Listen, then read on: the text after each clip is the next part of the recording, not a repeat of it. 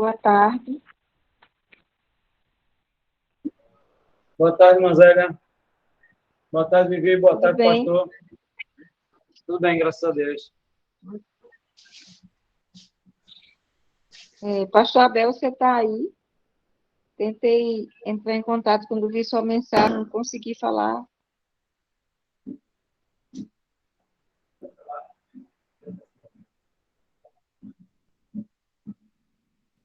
Pastor Abel está com um filho internado, viu, minha gente? Eu acabei de saber, também estou surpresa aqui quanto vocês que estão sabendo na estante.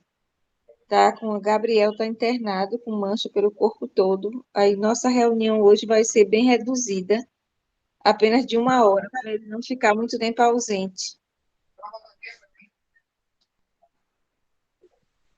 Mas é o quê, Manzélia? É sarampo, é? Não, eu também estou querendo conversar com ele. O que ele me disse na mensagem foi que é alguma coisa no fígado. Não sei, eu queria falar com ele, mas não consegui falar. E ele está aí, mas não está. Assim que eu abri a sala, ele entrou logo. E amanhã é o aniversário dele, ó. É, é amanhã aniversário dele. E ele estava para vir para cá amanhã, porque ele tem um médico, está agendado para o dia 19, aí ele já vinha para cá amanhã. Agora com o Gabriel internado, não sei como é que vai ser. E eu não estou conseguindo falar com ele.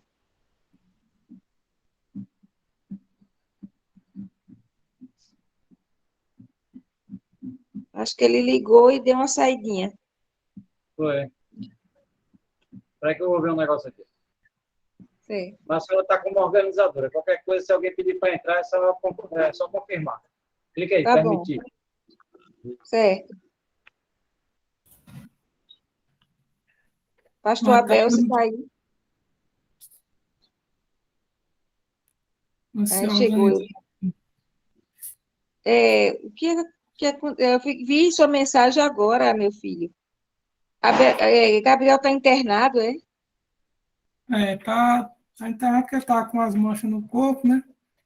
E já tem uns 4 dias já, tomando medicação e não tá passando.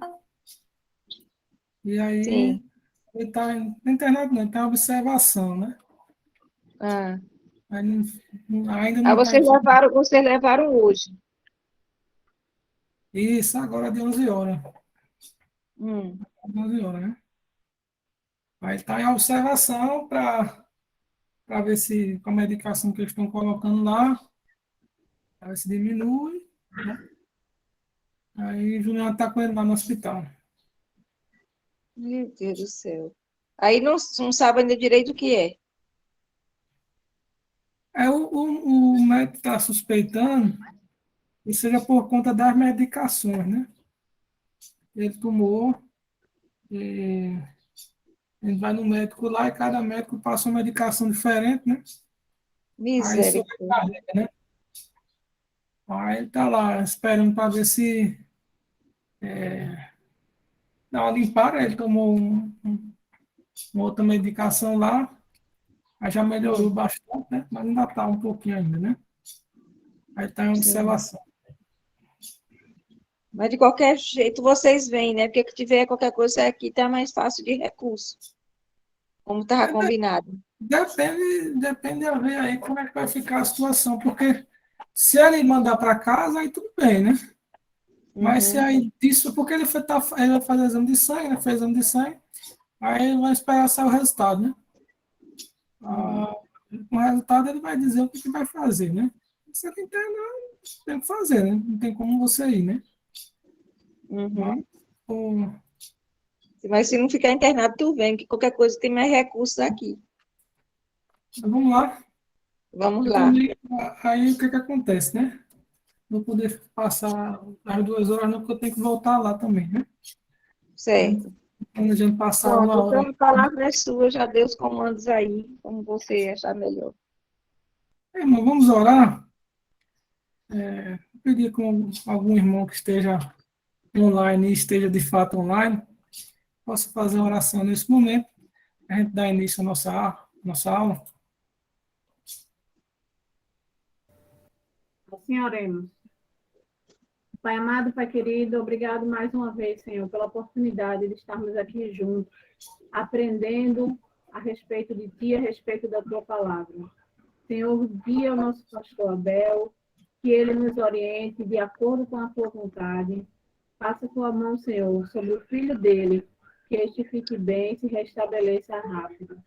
Pai amado, obrigado. Agradeço a Ti pela vida de cada um que aqui está, de todos aqueles que ainda irão entrar nesta sala para aprender um pouco mais de Ti. Eu te peço e já te agradeço, em nome de Jesus. Amém. Amém.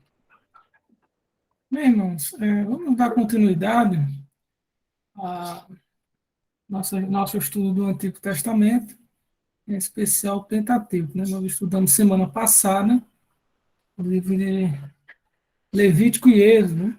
E na primeira aula nós estudamos sobre o livro de Gênesis. Vamos continuar agora abordando o quarto livro do Antigo Testamento, o livro de Moisés, o livro de Números. Tá?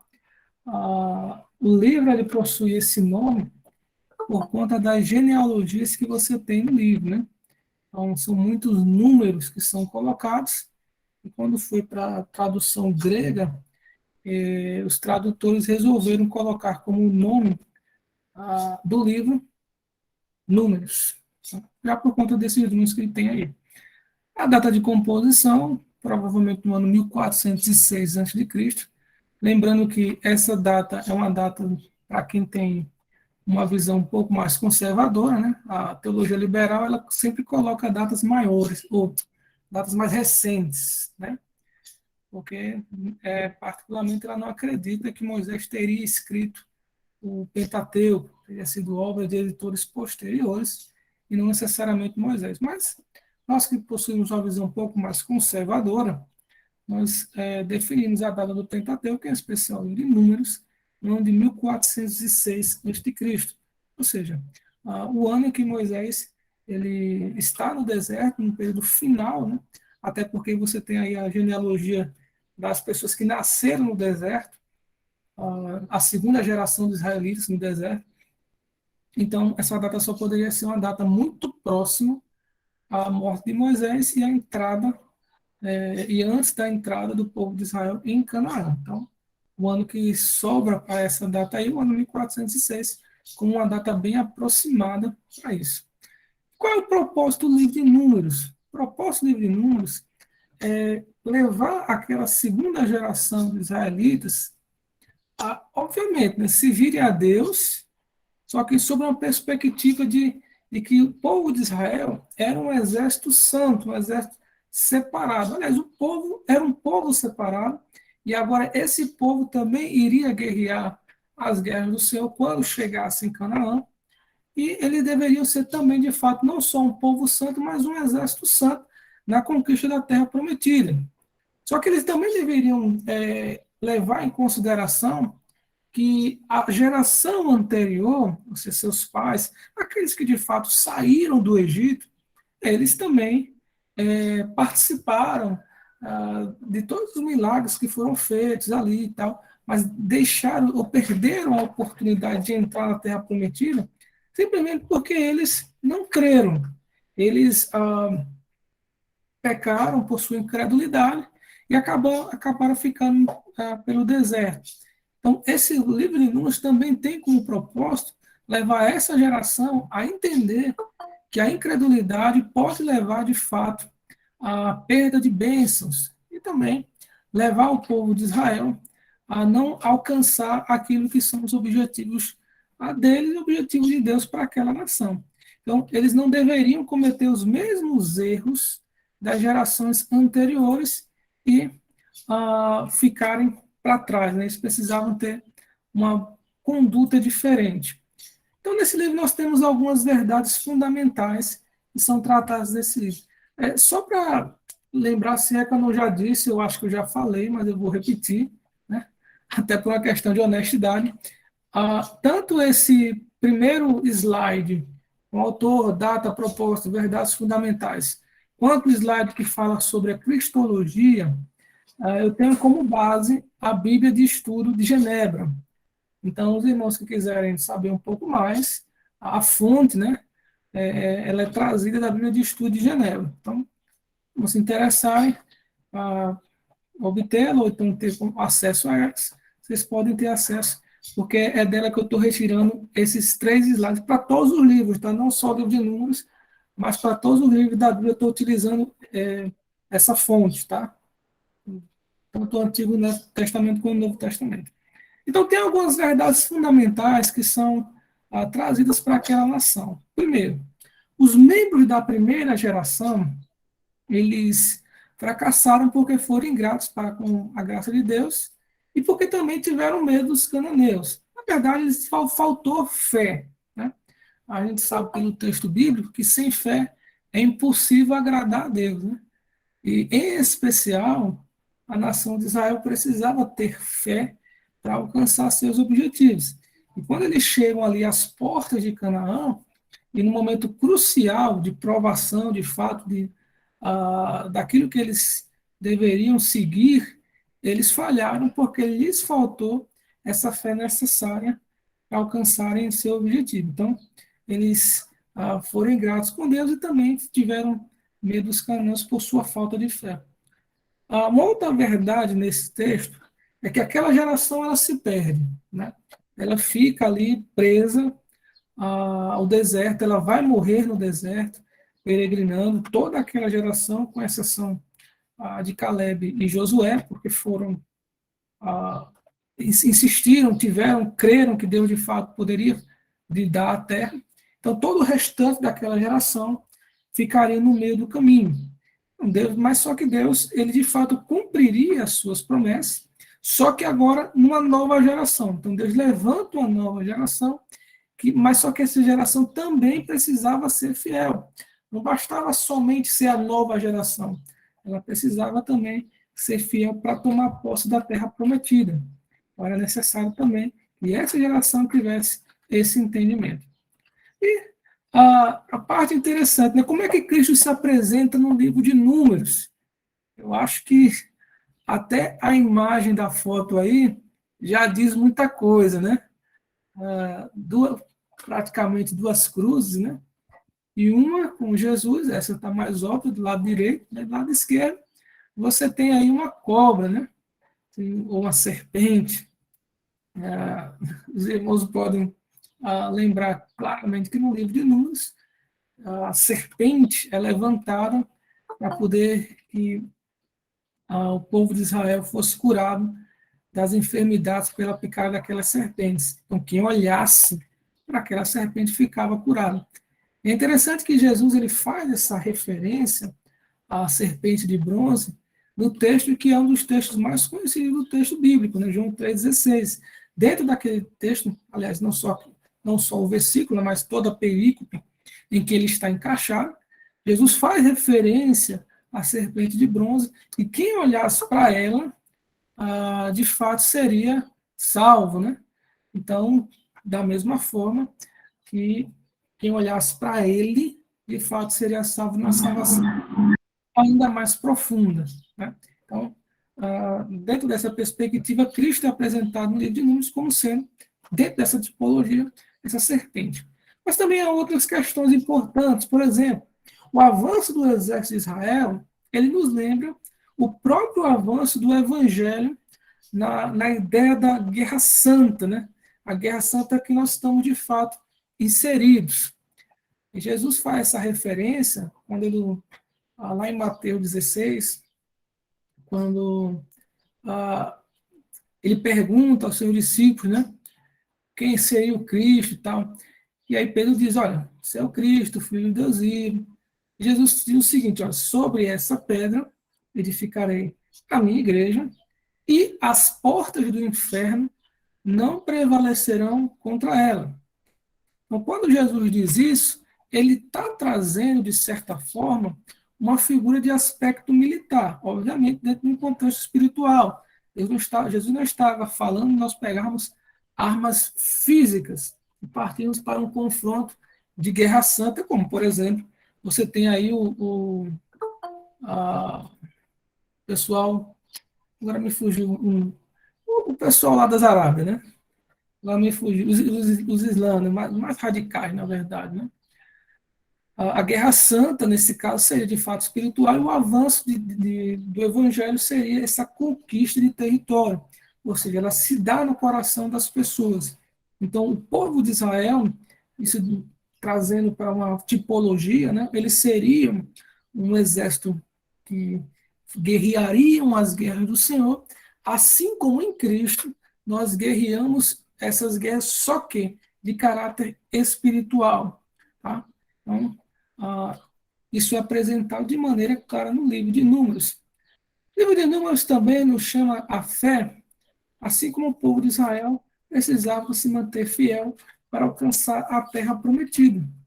A questão da fé, ela está intrínseca no texto de Números, e é exatamente a falta de fé que impede aquela nação a alcançar a terra prometida. Da mesma forma, nos dias de hoje, a falta de fé, que se configura como incredulidade, é a razão pela qual as pessoas não alcançam a salvação, ou não chegam a Cristo. Então, nós também, se quisermos chegar à terra prometida, ou se quisermos ser salvos, né, nós precisamos se manter fiel, ou seja, nós precisamos ter fé. A partir do momento que nós cremos em Jesus como Salvador, nós estamos sendo destinados a alcançar essa terra prometida. Mas também há algumas tipologias no texto. Né? Você tem a ovelha vermelha, que era uma espécie de sacrifício que era feito não muito comum. Você tem a água que jorra da rocha, lá em 1 Coríntios, o apóstolo Paulo faz essa referência, olha, aquela rocha era Cristo, mostrando que o povo de Israel bebia daquela rocha enquanto eles se encaminhavam pelo deserto. E aquela rocha fazia referência à própria pessoa de Cristo. Além do que você tem a própria serpente de bronze, da qual eu falei no texto. Então, tudo isso aí, tudo isso dentro do livro de Números, aponta para a figura de Jesus. Se você fizer uma leitura mais um pouco detalhada, você conseguirá absorver esse conhecimento. Mas aí, irmão, tem tudo ok? Os irmãos estão aí ainda? O pastor está falando. Tranquilo, estamos aqui. Estamos aí, né? Manzélia, quer falar? Pode falar só um pouquinho dessa ovelha vermelha, que eu tenho um pouco conhecimento sobre esse aspecto. Vamos ler o texto? É no livro de Números, capítulo 9, os 3 primeiros versículos. Né?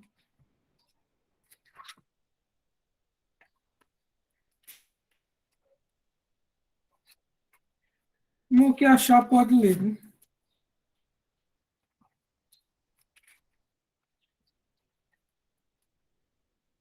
No 9, a partir do versículo 1.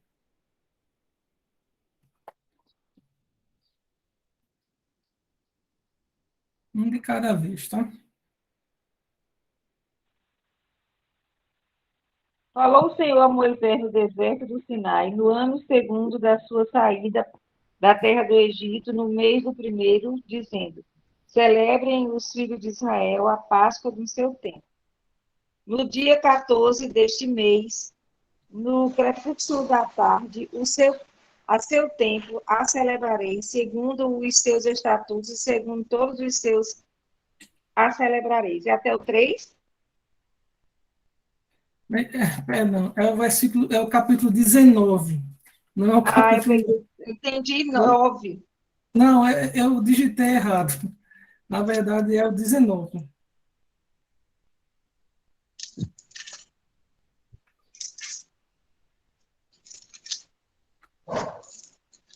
Vou até corrigir aqui, porque na hora de digitar faltou o 1. Mas é o 19. Disse mais o Senhor a Moisés e a Arão: esta é uma prescrição da lei que o Senhor ordenou, dizendo: dize aos filhos de Israel que vos tragam uma ovelha vermelha, perfeita, sem defeito, que não tenha ainda levado jugo. Entregá-lo-eis a Eleazar, o sacerdote. Este a tirará para fora do arraial e será imolada diante dele. Eu acho que o texto ele é bem claro, né? Mas mesmo assim eu vou perguntar aos irmãos aí. E essa, quais são as características que essa ovelha vermelha tem que se assemelham em muita clareza a Cristo? Tem a parte dela ser perfeita, né? Sem defeito. E ela fala também com relação ao jugo, né? Que Jesus fala muito sobre toma o meu jugo que é suave, né? E o meu fardo que é leve. Perfeito. O pastor, é uma ovelha ou uma novilha? Porque na minha Bíblia está dizendo que é uma novilha, é uma vaca, no caso, né? Não é uma ovelha. Na minha versão também tem novilha, mas é possível que em outras versões você tenha. É porque diz que aqui era uma vaca de cor marrom avermelhada, né? Provavelmente jovem, porque nunca foi levado jugo. Essa novilha foi queimada e suas cinzas foram usadas como agente de purificação. Vamos O que comparar algumas versões para a gente ver o que é dito sobre elas, né? Por exemplo, a Almeida Corrigida Fiel, ele tem uma novilha ruiva. Tá? A Almeida Revista e Atualizada, novilha vermelha. A Almeida Revista e Corrigida, ele traz uma bezerra ruiva. A NVI também tem a versão da novilha. Vou ver se eu acho mais uma outra aqui. Então, realmente não seria uma ovelha, né? Seria uma vaca nova. Pastor, eu estou aqui com a Thompson e tem NVI também que fala sobre novilha, né? Até porque é meio difícil a ovelha vermelha. Geralmente, a gente tem o bezerro vermelho, uma cor meio avermelhada, né? E quem carregava jugo, geralmente, eram os gados, no caso, vacas e bois, não ovelha. Perfeito, né? Mas a questão de qual animal em si talvez não seja o mais importante, né? É mais o significado disso aí, né? Dentro desse contexto aí, a ideia do animal que não tinha nenhum defeito, é uma clara referência ao próprio Jesus, que é oferecido sem qualquer pecado, né? Perfeito, sem qualquer defeito, né? E também tem uma outra referência interessante, ela teria que ser morta fora do arraial, não é isso? E lembramos que Jesus foi crucificado na parte externa da cidade, né? E também uma referência. Acho que a irmã Zélia está falando novamente, depois a irmã Marta tem a oportunidade. Irmã Zélia? Não, foi engano, desculpe-me. Tá bom.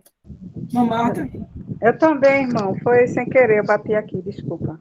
Não, tudo bem. Então, a novilha, né? A novilha vermelha, como está nas versões aí, ela claramente faz uma referência ao próprio Jesus, né? Quando ele é morto na cruz, ele é apresentado como um animal sem defeito, mas também ele é morto fora da cidade, né? Fora de Jerusalém central, fora dos muros, na verdade, né? Ele é o Monte Caveira, ele não ficava dentro dos muros da cidade, ele ficava fora da cidade. Então, você tem aí, dentro dessa tipologia, uma referência ao próprio sacrifício de Cristo na cruz. Certo? Então, o livro de Números tem esses elementos aí que fazem referência a Cristo. A gente dá uma lida um pouco mais aprofundada, a gente consegue aprender sobre isso. Né? Então, nós temos algumas questões aí. A primeira a destacar é que no livro de Números começa a se criar a ideia de instituição militar. Só que o que acontece aqui? Nos tempos anteriores à monarquia, não existia em Israel a ideia de um exército organizado. Aliás, além disso, não só organizado, você não tinha um exército de fato. O que você tinha eram camponeses, pessoas trabalhadoras, que, no momento de situação específica, se juntavam e guerreavam. Isso fica muito claro dentro do livro de Juízes. Então, você vê, por exemplo, Gideão está lá malhando um trigo no lagar, quando, de repente, ele é alcançado ali por pelo anjo do Senhor, e o anjo do Senhor diz, ó, vá lá e fala, e guerreia lá, e monta um exército, chame as pessoas, e as pessoas vêm, ele vai selecionando e tal.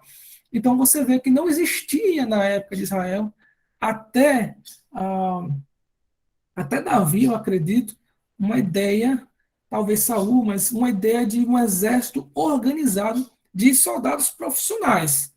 Até o próprio Joabe, se você observar no texto de Samuel, ele, além de ser o líder do exército, ele tinha lá suas plantações. Claro que ele não é que uma coisa excluísse a outra, mas provavelmente dava-se uma ideia de que você tinha em Israel essa divisão. Em período de paz, meio que ficava solto essa questão do exército. Porém, em períodos de guerra, as pessoas eram meio que convocadas. Olha, vamos agora guerrear. E não eram soldados treinados especificamente para isso. Muito menos o povo de Israel no deserto. Então, esse período do deserto, o assentamento em Canaã, aquele período de juízes ali, você não tem um exército militarmente profissional. Isso só vai entrar mais no período da monarquia em diante, somente no tempo dos reis. Só que, além de tudo isso, havia algumas isenções que são muito curiosas dentro dentro da perspectiva de um exército. Tá? Algumas pessoas eram lideradas do exército em algumas funções. Por exemplo, se alguém houvesse construído uma casa e ainda não tivesse morado nela, então esse alguém estaria livre de participar do exército. Ele não era obrigado a participar do exército. Tá? Se alguém tivesse plantado uma vinha e ainda não tivesse provado seu fruto, ele também não precisava guerrear, uma vez que ele ainda tinha que comer do seu fruto para dizer que não outra pessoa viesse se aproveitar daquilo ali. Tá? Da mesma forma, se ele estava noivo, ou era recém-casado, um ano de casamento, ele não participava da guerra. É uma vez que ele, segundo o próprio texto diz, ele precisava desse tempo, como está composto no texto, para deixar sua esposa feliz. Né? Se estava com medo, também não deveria participar do exército, ou se ele fosse um levita. O levita era isento de participar das guerras. Né? É bem curioso, porque isso, de certa forma, parece que faz com que o exército ele reduza bastante de número. E a ideia é essa mesmo, porque o exército do Senhor, o exército de Israel, como que guerreando as guerras do Senhor, ele não venceria as suas batalhas, não é pela sua condição de militar mais poderoso ou mais numérica. Lembrando que, militarmente, Israel estava muito menos avançado que as demais populações, principalmente quando você coloca aí os filisteus como adversário direto.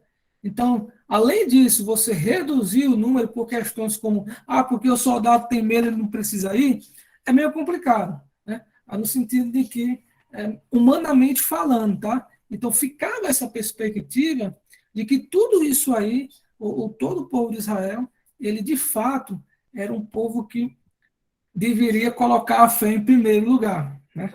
E é por isso que essas isenções de fato aconteciam. Né? Mas nós temos algumas coisas interessantes no livro de Números também. E eu acho que talvez aqui fique muito claro aí, a primeira, né? Por que tanto censo nesse livro? Você tem 2 censos no livro de Números.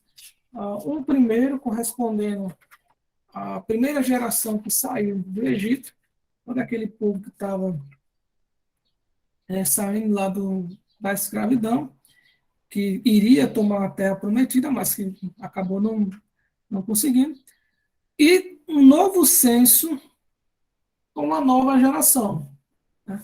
Esses 2 censos aí era para comprovar que, de fato, a promessa do Senhor, ou melhor, o castigo que Deus havia aplicado àquela nação, de fato se cumpriu. Toda aquela nação pereceu no deserto, conforme ficou comprovado pelo censo, obviamente, a não ser com exceção de Josué e Caleb. Então, o censo ele tem essa utilidade de mostrar isso aí. Tá? Também é falado sobre muitas ofertas. Quem deu o quê? Quanto deu? Cada tribo o que deu para o tabernáculo e tal. E também há uma utilidade nisso aí, que é colocar no povo de Deus, e em especial para gerações posteriores, sobre as bênçãos que você tem de ofertar na causa do Senhor. Então, tudo isso aí você tem dentro do relato bíblico, que é interessante a gente aprender de alguma forma, né? Ô, pastor, eu gostaria só de assim, tanto o livro de Números como outros livros do Pentateuco diz assim, uma coisa que me tira, que eu gostaria que o senhor tirasse a minha dúvida: estatuto perpétuo. Isto lhe servirá como estatuto perpétuo. Então, diz assim, até aqui onde, no capítulo 9 de Números, a gente está vendo assim, no 21 diz, e isso lhe será por estatuto perpétuo, e aí o que arpegia a água purificadora lavará as suas vestes. Esse estatuto perpétuo que o Pentateuco diz, é perpétuo, que perpétuo dá o sinônimo de até geração após geração, até hoje estaria valendo, né? E é uma questão só de interpretação ou só foi no início? Não, veja, quando ele diz estatuto perpétuo, é uma coisa que se aplica àquela geração e continua se aplicando para todas as gerações posteriores, ou seja, aquilo nunca iria se acabar, como de fato não se acabou. O que você vai ter ali? Um cumprimento daquilo ali. Então, aquilo se cumpre em Cristo. Não é que ele acabou, é que Cristo cumpre aquilo ali. Então, os sacrifícios, as oblações, tudo que era feito, de um modo geral, era feito apontando para Cristo. E em Cristo encontra seu cumprimento. Ou seja, ele não acabou, ele encontrou um cumprimento perfeito. Ou seja, ele não deixou de perder a validade, ele ainda permanece. Só que a prática não é mais útil, uma vez que ela é completa em Cristo. Por exemplo, a questão dos sacrifícios. Os sacrifícios eram feitos para que o pecador tivesse seus pecados perdoados. De fato, os pecados foram perdoados. Tá? Só que aí o que acontece? O que se faz com as pessoas posteriormente, ou nos dias de hoje, para se perdoar pecados? Ainda é com relação ao sacrifício. Ao sacrifício, não, mas ao sacrifício de Cristo na cruz. Ou seja, o estatuto perpétuo ele permanece. Só que agora ele se cumpre, ou se cumpriu uma única vez e de maneira perfeita em Cristo. Então, ainda os pecados ainda hoje são perdoados da humanidade através do sacrifício. Só que esse sacrifício já foi feito, do qual não precisa ser repetido novamente. Mas, Natália? Obrigado, pastor. Obrigado pela ampliação assim, desse nosso entendimento, realmente que ficou. Eu não tinha pensado assim nesse aspecto. Eu pensei no aspecto de continuar fazendo esse sacrifício perpétuo, né? Não no sentido de se cumpriu em Cristo esse sacrifício. Obrigado, viu? Não. Entre a questão da frase de Jesus ao morrer na cruz, que está consumado, né? Perfeito. Quando Cristo ele diz que está consumado, né? A palavra do grego teletestai, ou telestai, né? É a ideia de que toda aquela lei do Antigo Testamento, ela encontrou seu cumprimento em Cristo. Nada ficou por se fazer, né?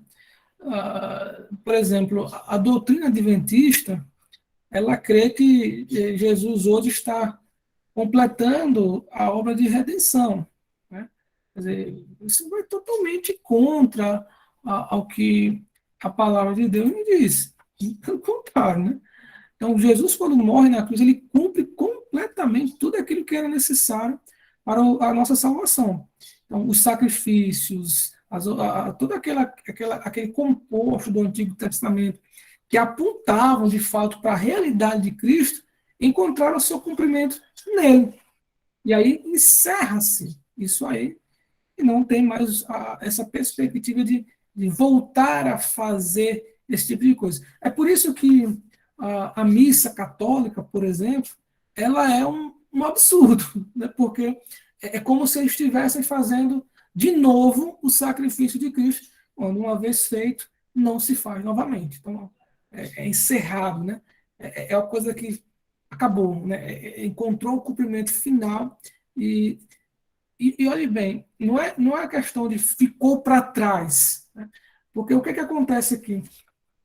Às vezes a gente traz a ideia de que Cristo morreu na cruz num evento passado, né? E então é aquilo que foi feito e acabou-se. Não, é aquilo que foi feito que os seus efeitos continuam eternamente, tá? Então, o sacrifício de Cristo na cruz, ele não só perdoou os pecados que foram cometidos até aquele momento, né?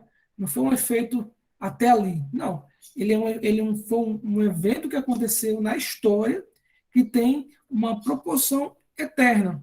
Ou seja, tanto os pecados anteriores quanto os posteriores, daqueles que haveriam de crer em Cristo, tiveram seus pecados perdoados lá na cruz. Tá? Não é que ficou para trás, ficou para trás o evento histórico, mas os efeitos desse evento continuam até Jesus voltar e nós, na eternidade, quando nós estaremos gozando plenamente da nossa salvação. Tá bom? Acho que foi claro aí. Algumas coisas interessantes também, ou mais interessantes, outras coisas interessantes, né, dentro do livro, que é, por exemplo, a lei do nazireado, né? A lei do nazireu, que era uma espécie de voto de santificação para que alguém pudesse se consagrar ao Senhor durante um determinado período de tempo, ou às vezes, em alguns casos, durante a vida inteira, tá? Então, esse voto que era feito, a pessoa ela não poderia tocar no morto, tomar vinho ou bebida forte e nem cortar os cabelos. E a pergunta: quem foram os personagens que fizeram isso no texto bíblico? Ele não sabe dizer? Sansão. Sansão está mais óbvio. Sansão, Sansão está mais óbvio, mas fora tem mais. Samuel, Tem mais um ainda. eita, Esse vocês conhecem muito bem. Talvez não conheçam por esse evento, mas personagem vocês conhecem.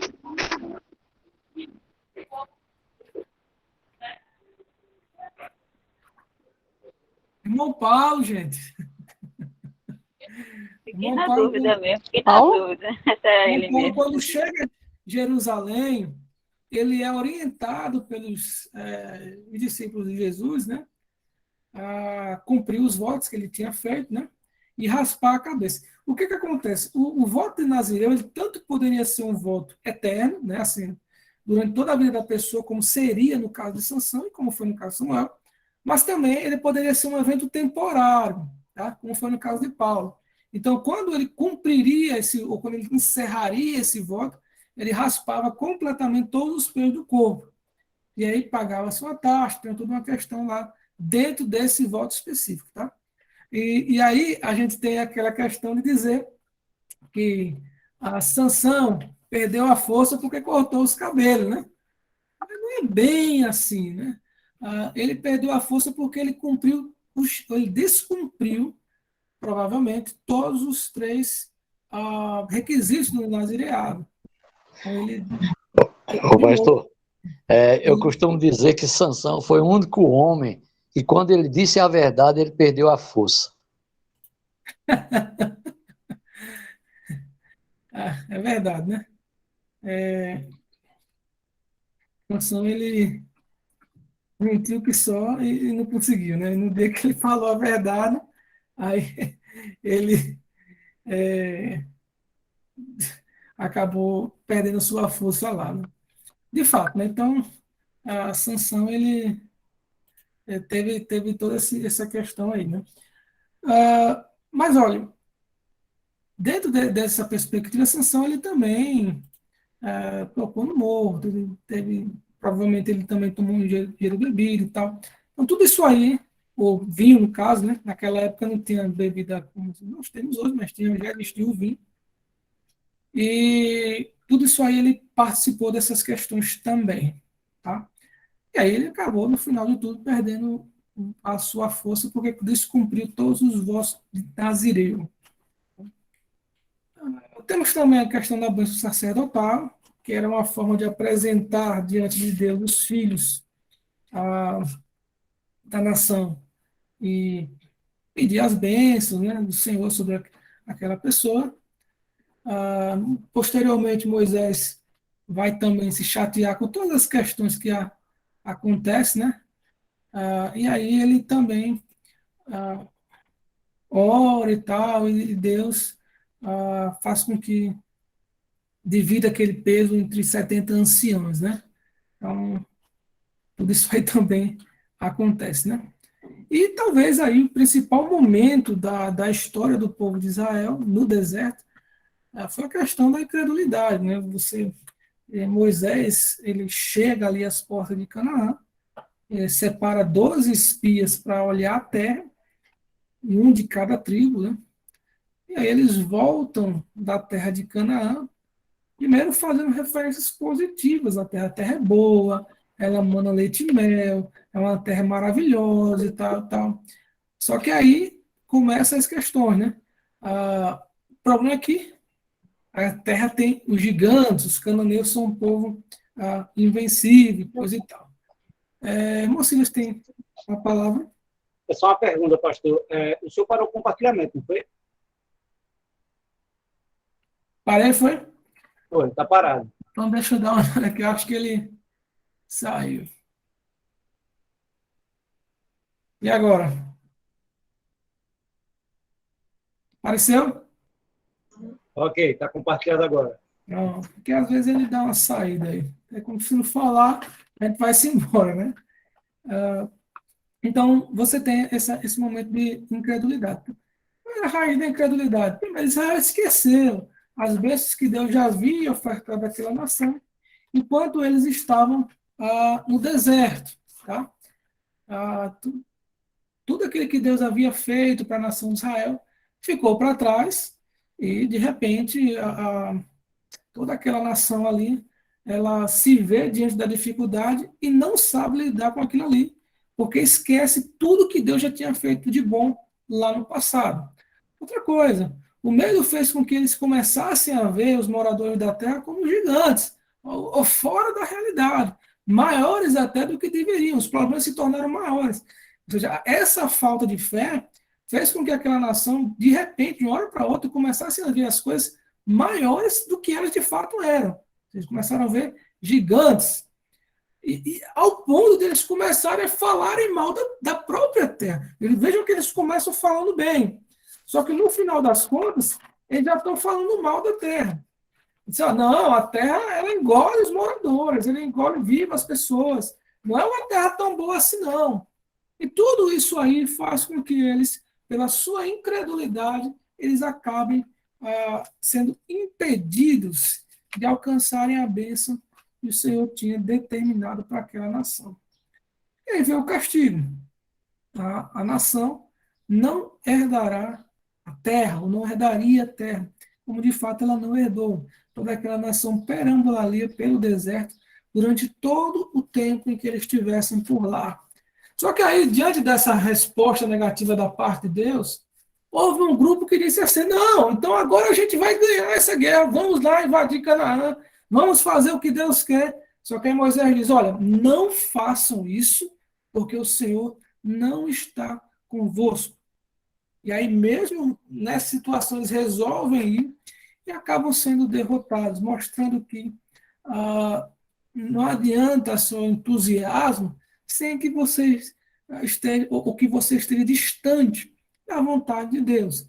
Por isso que aquela nação, mesmo fazendo o que Deus queria no começo, que eles tivessem fé e tomassem posse da terra, eles acabaram, de fato, completamente derrotados. Né? Só que aí, essas questões de rebelião, elas continuam. Né? Você tem rebelião contra as autoridades constituídas por Deus, então, Corá, Datã e Abirão, eles tomam a congregação, eles passam a entender que não é só Moisés que pode falar com Deus ou ter autoridade sobre essa nação, não. Todo povo pode ter autoridade sobre isso. Então, toda a congregação é santa e não somente Moisés e Arão. Então, todo mundo deveria ser profeta de Deus, talvez nesse sentido, ou participar das questões levitas, né? Ou seja, o pecado da insubordinação. A resposta de Deus foi mostrar que seu escolho de fato era Arão para ser sacerdote e Moisés como profeta. E aí todos aqueles rebeldes ali, os principais personagens com suas famílias foram engolidos pela terra. E aqueles que haviam colocado incensário, né, para tentarem queimar incenso ao Senhor de maneira rebelde, acabaram sendo completamente queimados por aquele fogo que estava no próprio incensário. Então, Deus acaba mostrando àquela nação e, de fato, os seus escolhidos permaneciam como Moisés e Arão. E depois desse evento da incredulidade, você vai ter ali no texto bíblico vários eventos desse tipo de insubordinação em que Deus castiga o povo. Ou seja, passa-se a ter vários momentos de conflitos entre a nação de Israel e seu líder Moisés, por conta o resultado da incredulidade do povo. Então, você vai ter novos tumultos, novas mortes, mais castigo de Deus. Aí também intercessão de Arão. Arão se apresenta entre vivos e mortos para aplacar a ira de Deus. Mas Deus confirma o sacerdócio de Arão, por exemplo, na vara de Arão que floresce. Só que aí, mesmo confirmando tudo isso aí, acontece um evento triste na história de Moisés e na história de Arão também, né?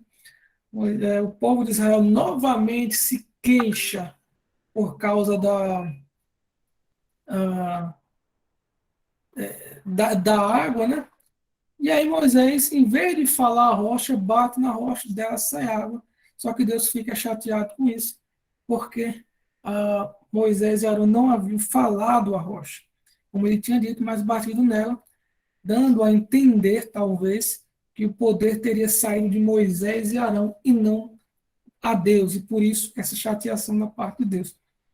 E aí, a grande pergunta que se faz é se de fato Deus não tinha sido tanto quanto rigoroso com eles, né? Mas só que a questão aí é que Moisés tinha uma certa autoridade e, de fato, ele precisava cumprir isso aí, né? E como ele sendo o líder da nação, ele não poderia tomar esse tipo de atitude da qual ele tomou, não glorificando a Deus e, de certa forma, trazendo para si essa questão. Pessoal, eu vou parar por aqui, porque eu estou recebendo a notícia aqui de que Juliana foi liberada de lá, né? O Gabriel foi liberado. Eu vou ter que buscar esse, porque senão eu vou ficar lá de fora, né? Então, a Manzélia vai dar continuidade para encerrar aí, e a gente termina hoje por aqui, né? E na semana que vem, a gente está presencial, né? Se Deus quiser, se nada de ruim acontecer, eu vou estar com os irmãos. Então, eu vou parar a minha transmissão por aqui, os irmãos continuam aí com a Manzélia. Semana que vem a gente continua, tá bom?